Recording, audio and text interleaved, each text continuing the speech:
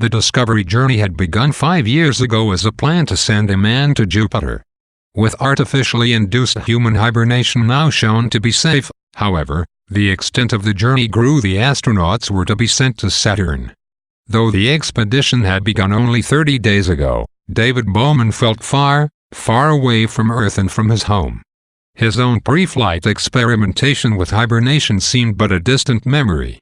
His only sentient traveling companion Frank Poole shared these sentiments, as the two were alone in an incredibly intelligent ship that also contained 3 hibernating astronauts. Additionally, the ship contained a 6th crew member. Hal was a product of the most advanced research in artificial intelligence. His brain had been grown through self-replicating neural networks, in a process extremely close to that with which the human brain developed.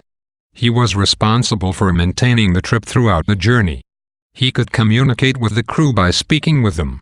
Further, only he knew the real purpose of the journey and could execute it alone were anything to happen to the humans on board.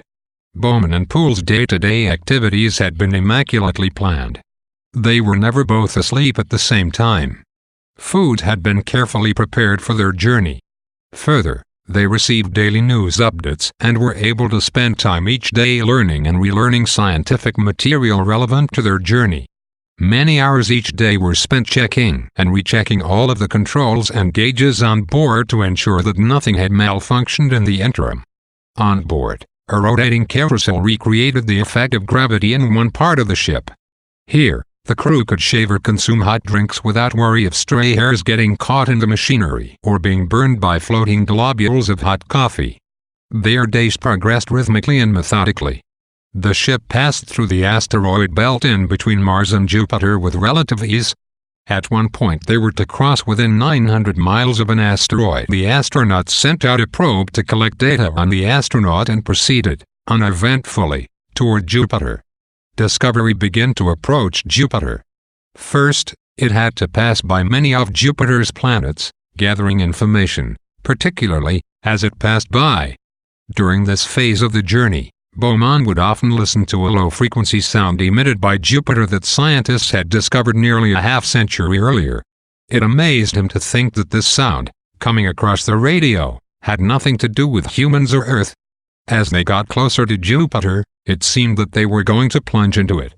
But the well-charted course they were on actually had them passing several 100,000 miles away. The astronauts ready to release 2 probes to gather information from Jupiter. As Discovery passed to the other side of Jupiter, there was no direct line to Earth and, as planned, radio contact was temporarily lost. The ship emitted its probe and positioned itself to use Jupiter's gravitational field to gain speed and head toward Saturn. The first probe burned up almost immediately upon entering Jupiter's atmosphere. The second one made it a bit further along. Back on board, a television displayed the pictures from Jupiter as the probe descended into the atmosphere. It was able to provide only a brief picture though, as the probe eventually collapsed under the immense pressure of the Jovian atmosphere.